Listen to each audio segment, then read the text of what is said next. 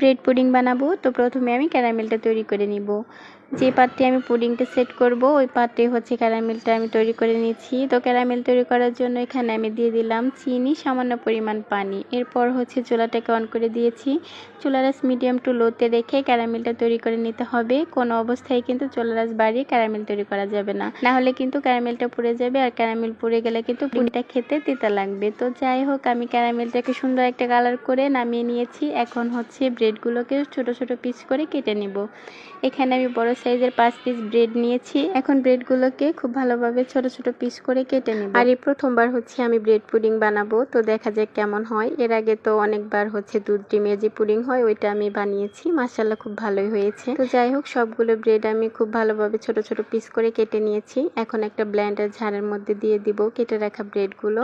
এরপর দিয়ে দিব নর্মাল তাপমাত্রায় থাকা 2টা ডিম। আর এই ডিম 2টা আমি আগে থেকে ফ্রিজ থেকে বের করে রেখেছিলাম। তো এরপর দিয়ে দিব পরিমাণ মতো চিনি, সামান্য পরিমাণ লবণ। তারপর দিয়ে দিব আগে থেকে জাল করে রাখা 1.5 কাপ দুধ, সামান্য পরিমাণ ভ্যানিলা এসেন্স। আর এই ভ্যানিলা এসেন্স দেওয়ার কারণে কিন্তু পুডিং থেকে কোনো রকম কোনো ডিমের বাজে স্মেল আসবে না, খুব সুন্দর একটা ফ্লেভার আসবে।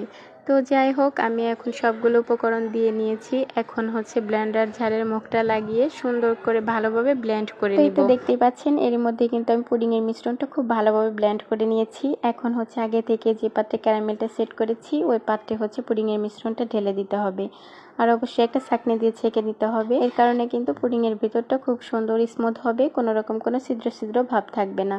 তো যাই হোক, আমি পুডিং এর মিশ্রণটা ঢেলে দিয়েছি। এখন বাটির ঢাকনাটা লাগিয়ে পুডিংটা আমি স্টিম করে নেব। তো এর জন্য হচ্ছে চুলায় আর একটা পাত্র বসিয়ে দিয়েছি। এখন এখানে দিয়ে দিলাম পরিমাণ মতো পানি দিয়েছি, আর হচ্ছে একটা স্ট্যান্ড বসিয়ে দিয়েছি যাতে করে বাটিটা সুন্দরভাবে বসে থাকে, কোনো রকম কোনো নড়াচড়া না করে। তো যাই হোক, আমি পানি দিয়েছি। এখন আস্তে আস্তে বাটিটাকে সুন্দরভাবে বসিয়ে দিব, দিয়ে উপর থেকে ঢাকনা দিয়ে ঢেকে স্টিম করে নেব পুডিংটা।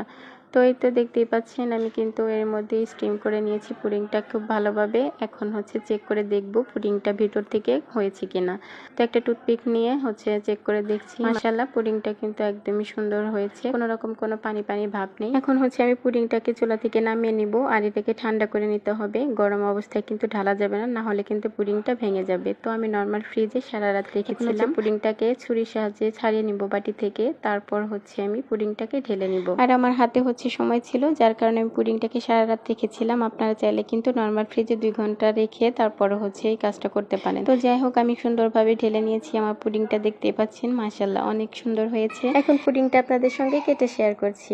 দেখুন ভিতরটা কতটা স্মুথ হয়েছে। তো আমার পুডিং রেসিপিটা আপনাদের কাছে কেমন লেগেছে অবশ্যই কিন্তু কমেন্ট করে জানাবেন। আর ভিডিও ভালো লাগলে পেজ ফলো দিয়ে পাশেই থাকবেন। আজকের মতো এখানেই বিদায় নিচ্ছি। সবাই ভালো থাকবেন, সুস্থ থাকবেন। আল্লাহ হাফেজ।